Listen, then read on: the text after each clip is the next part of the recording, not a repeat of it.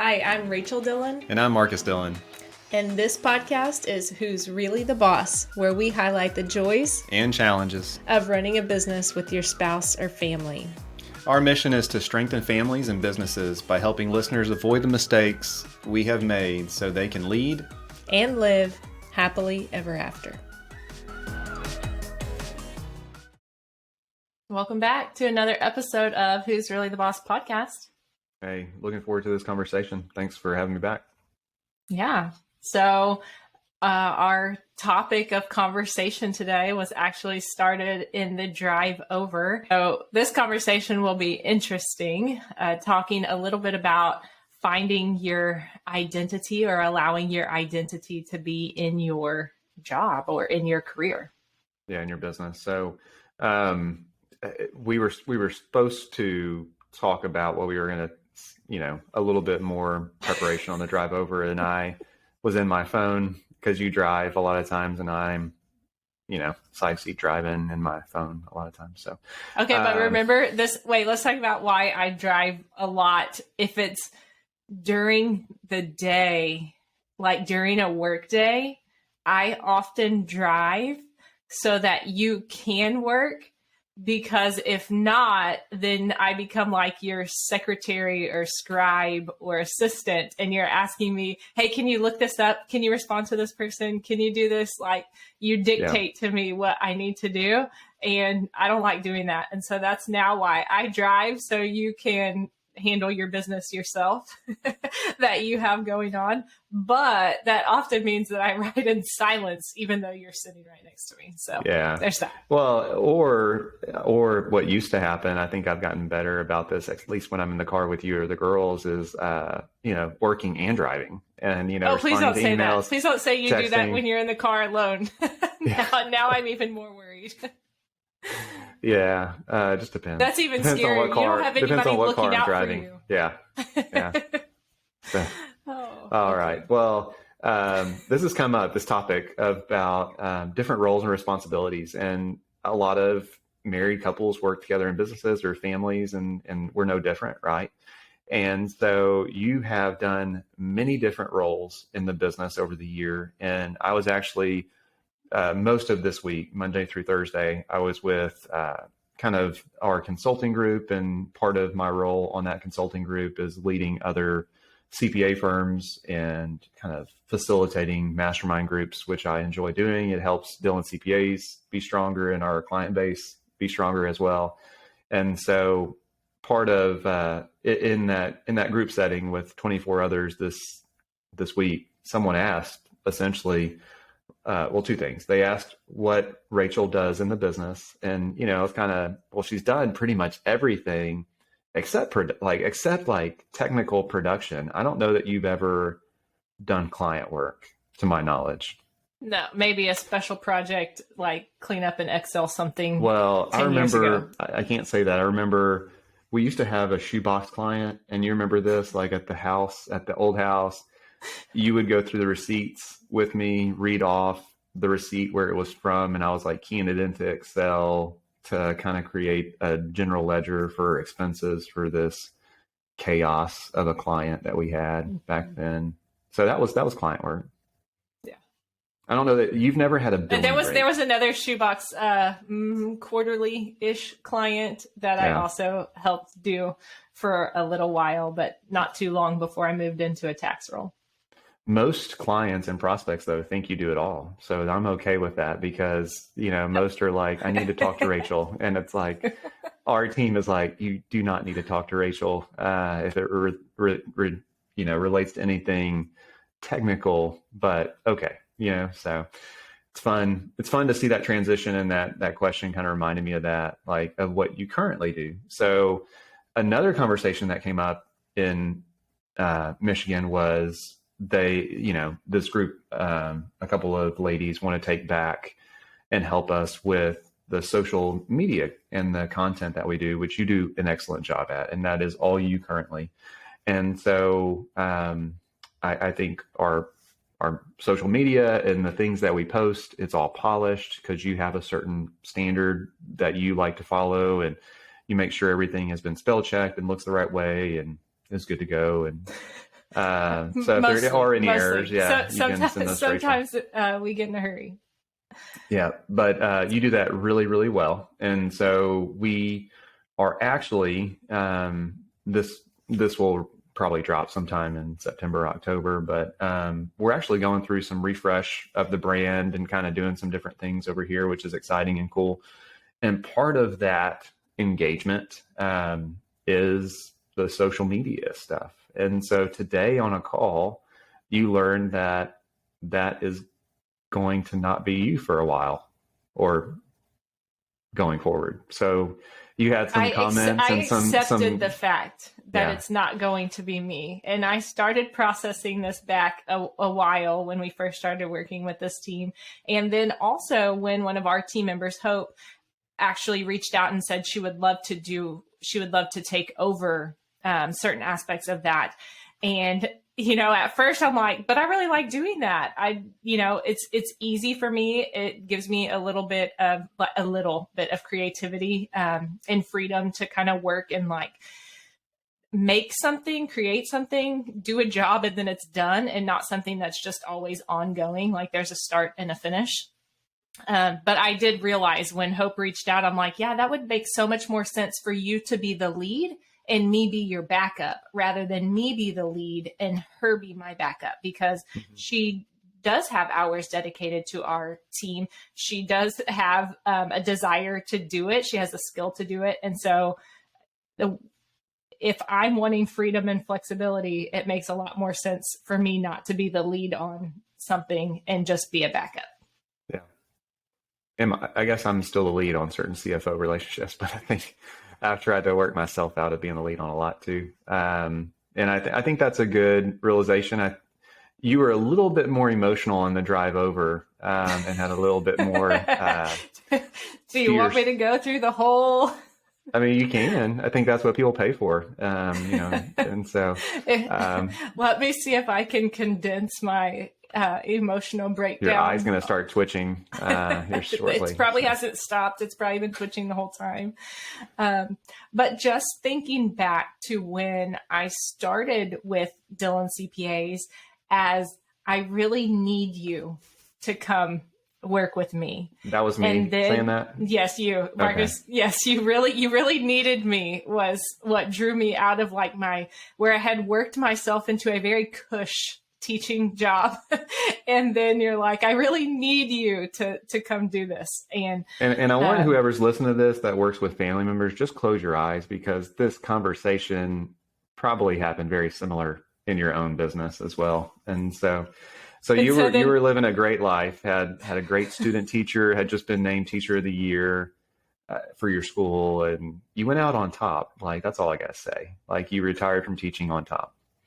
So I came in with the expectation of like a pretty flexible schedule, not a really hard, like technical, or I don't know, not a really challenging job, except that I was talking to general population and working with clients, meeting deadlines or owing money. That kind of gets a little bit stressful, but, and then worked into a pretty significant role in the tax process, and then moved out of that and also did some sales and HR also during that tax process. So then, started giving up kind of one thing at a time to focus on the next area that needed improvement. All the way till now, people ask, what do you do? You don't do that anymore, and you don't do that anymore. And do you still do this? To where now I have very little. I mean, I really don't even have daily responsibility. Every day I can do something, but if I were to be gone for 1 or 2 days, the business doesn't fall apart. People aren't asking me. They're not waiting on me. Things are still moving along just fine without me. So to where I'm not even needed every day. Yeah. I think the way that I answered that question after I thought about it is that you care for our team. And that's pretty much your main responsibility now. Client care is being handled by the team of 3.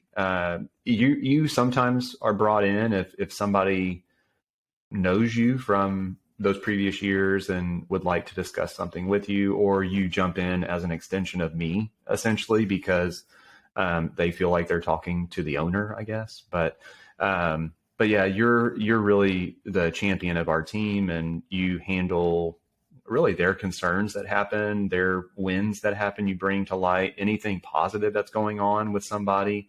You go to lunch and breakfast and have one-on-ones with people that need support in different areas of life. And, essentially you're just that, that care that needs to go along with having a small family-owned business and treating people the right way. So where the breakdown came in, because really the goal always was for both of us to work ourselves out of a job.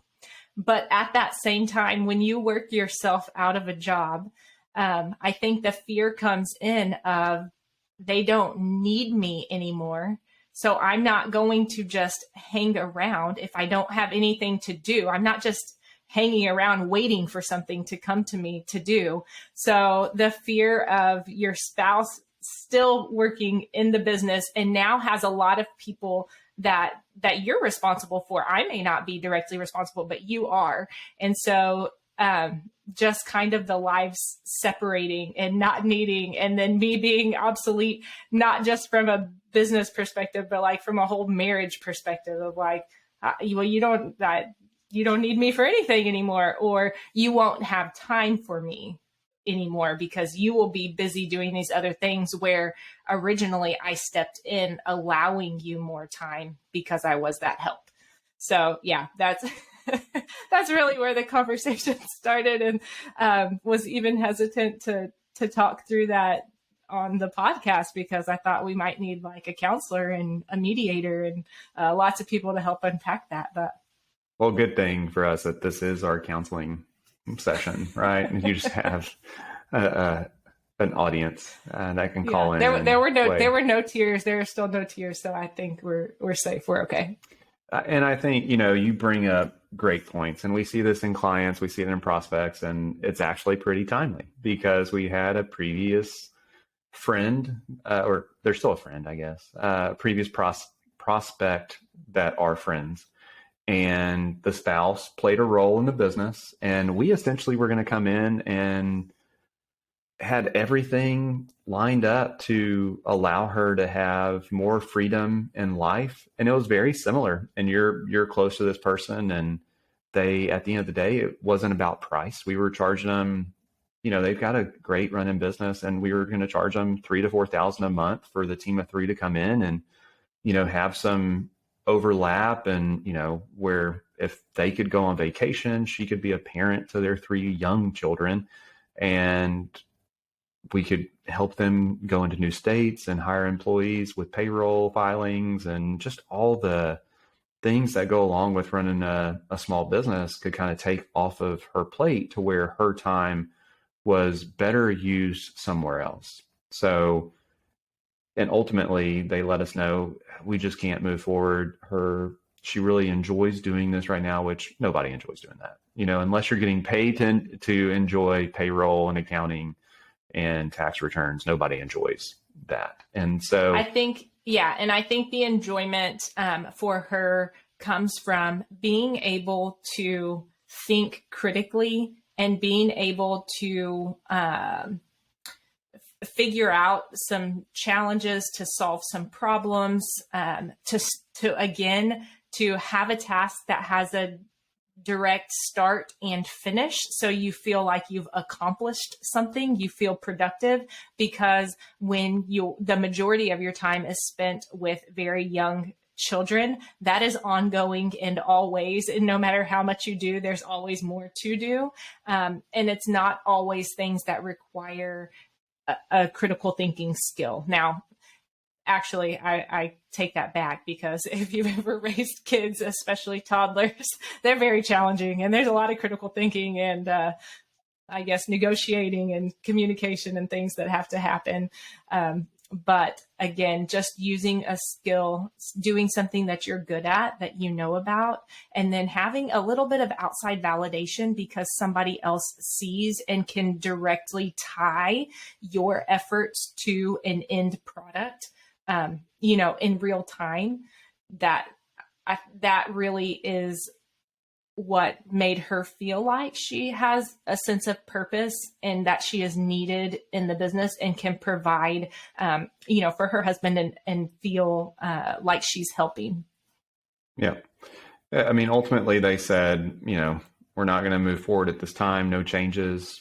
I think the frustrating thing for me, and obviously Chris, who's on our sales team, who had multiple conversations with them, and we got to a certain point where they were starting to realize what it could look like, where her time could be best spent, maybe, talking to team members or expanding the team or evaluating the business, not doing the bread and butter, stuff that she could easily outsource to our fractional team.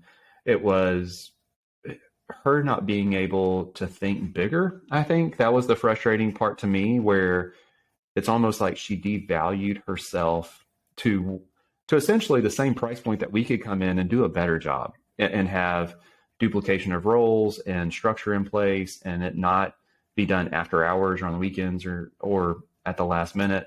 And she had also expressed some frustration because, as mentioned in the previous podcast, like our touch point with them was annually or whenever they reached out. And so she expressed them feedback that it was not the best experience because it came down to right before a deadline for a tax return. And it's not our fault. Like, you didn't send over your information until 2 weeks before, and our team did everything we possibly could to get that done and to you in a timely manner.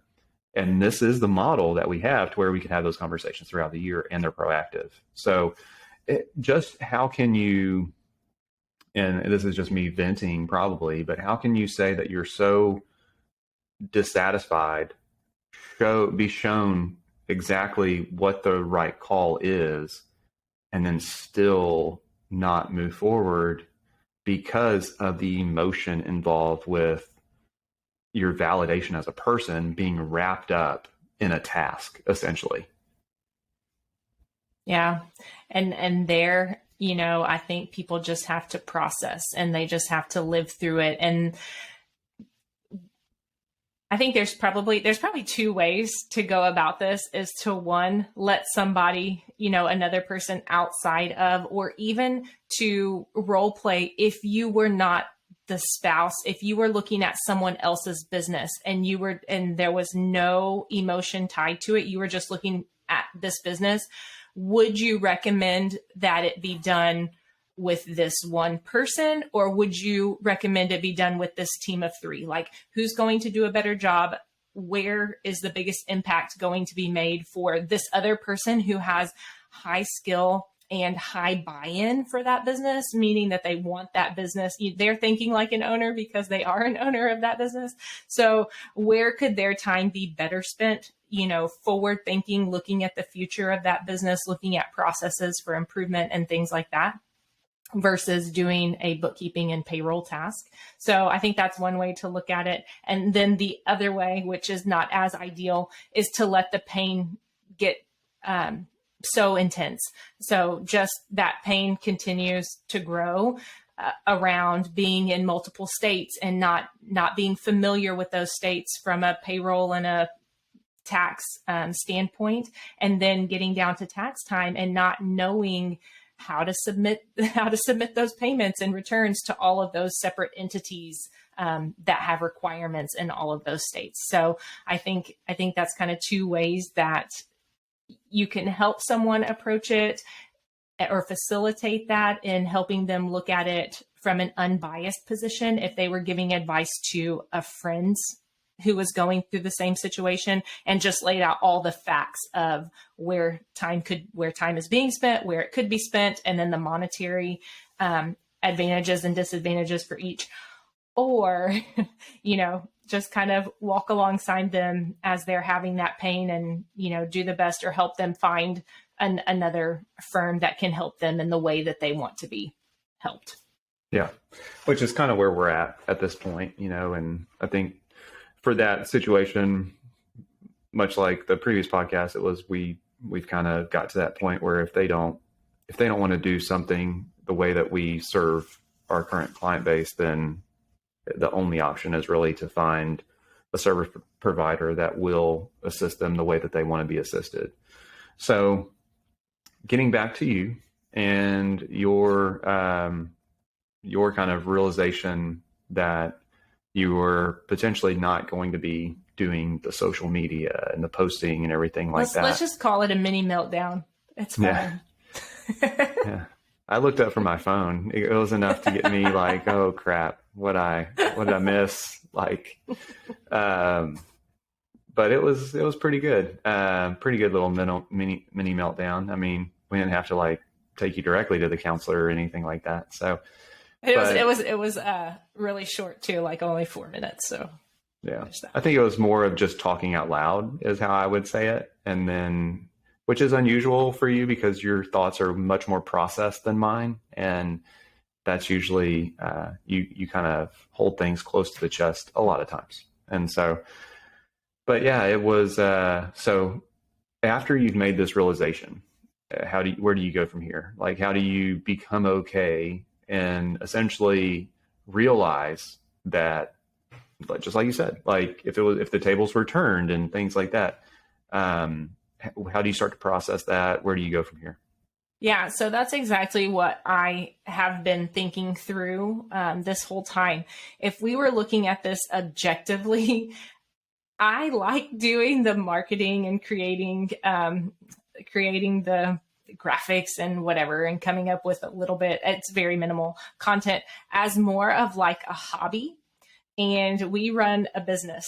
And so if we want this business to improve, am I going to choose somebody who like they think it's fun and they do it and it's okay? Or am I going to choose somebody who has like strategy and direct training and skill and natural talent and a full team and process and playbook and, steps for implementation?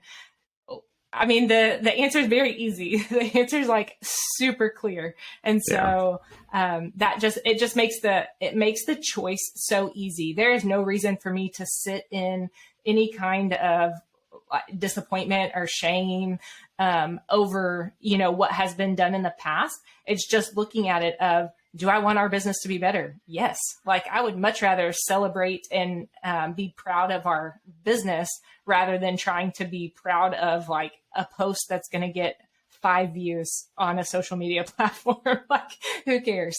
And so really it's not that big of a deal. And really also, not even just for our business, but what does that allow for our whole entire team if our business gets better? And so it's a lot more impact. So you can sit in it and say, oh gosh, that's a big deal if she feels like she has no place and, our marriage is going to fail and I don't know what else. But when you look at it objectively and you just think like, no, what is the goal here? The goal is to have the best business we can have, to serve clients in the best way, make their businesses better, to provide a place for our team and have the best workplace for them, the best compensation for them, the best work environment. And so I know that that's, kind of the steps to all of that.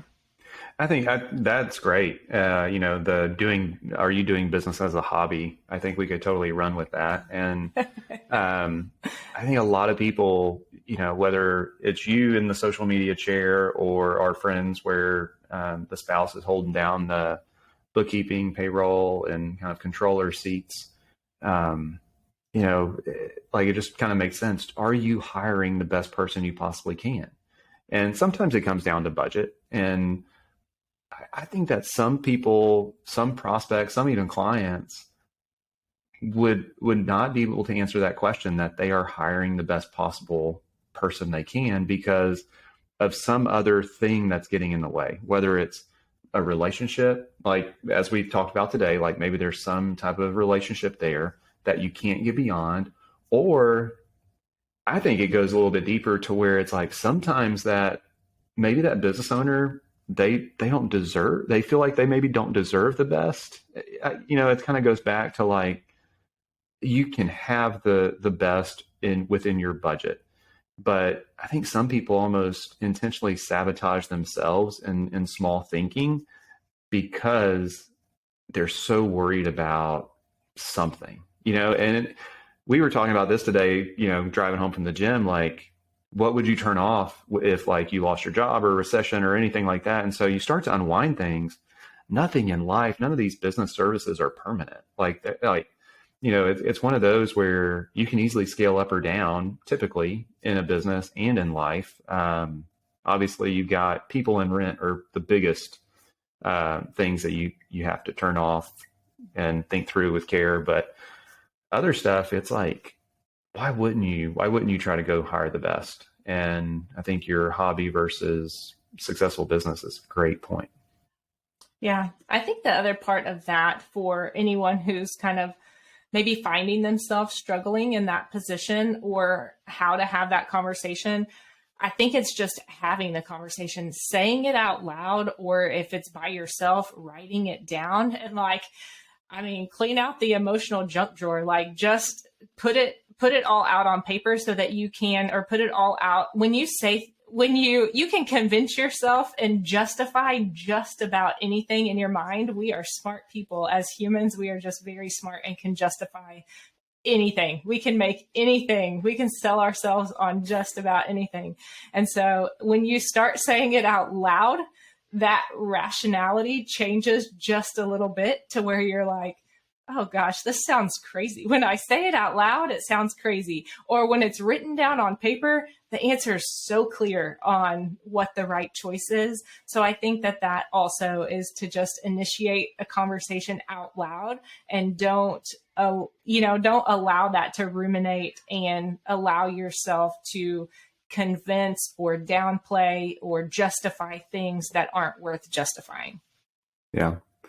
I think the other thing is, if you really are the best, which you're the best at social media, you can always be the person on the other side of it. It's one of those things like this is a temporary engagement to kind of do a refresh and rebrand and everything like that. So if you really take a break and miss it that much, like in anybody, like even the person who's the controller or the bookkeeper, and they really miss it after 6 months or 9 months or even a year, go take it back. It's funny enough, of all the roles and the transitions I've gone through, I haven't asked to take back any of the old ones. Now there have been new that have, sometimes taken up equal amount of time, because then I have more time to invest into that one thing to make it better. But yeah, no, so far there has not been one that I have asked to take back. So, well, and I think partly because we have identified the best people for those, and you got them to a certain point, and then you handed them off to the person that's better equipped to do that. So whether it's sales and Chris and Hope and tax administration and Deidre and her, skill set, everything. It's one of those where you have felt comfortable handing off the baton, and that's allowed you to walk away like no strings attached, really, to know that person's going to go kick butt in their new role. And I think having, systems and processes that are in place, it doesn't feel comfortable to hand something off maybe that you have been responsible for, and there's no system or process or guideline or training. There's nothing. There's no resource for another person to do it. So you keep it. And I think that's where you decide, can I formulate one? Am I the best one to formulate that before handing it off to a person? Or is there an outside service or an outside, something that can help us to create that? The person is very important that you're handing it off to, that they have the desire and the skill to be able to do it.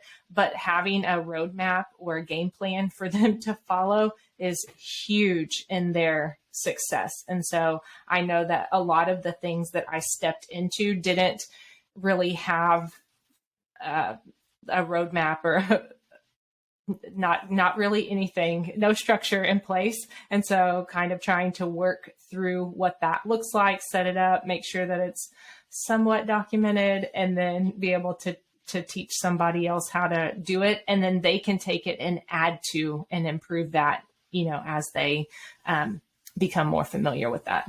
Yeah. Going back to your teaching days, and I think you have applied this some here in the business,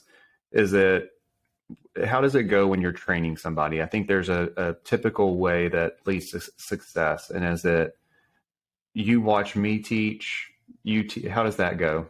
Yeah, for sure. Definitely you want the expert or the teacher modeling and the trainee watching.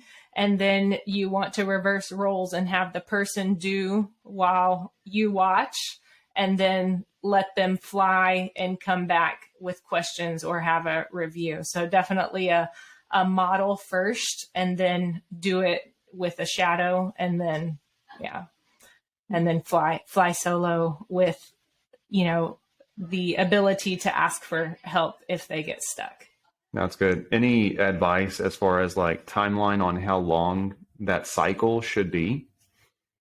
I think it's going to obviously depend on what you're teaching. So it's going to depend on the task, and whenever it would depend, because if you're looking at things that happen every single day, well, then you're looking at, okay, well, maybe half day you do while they watch, and then by the second half of the day, they start doing with you watching.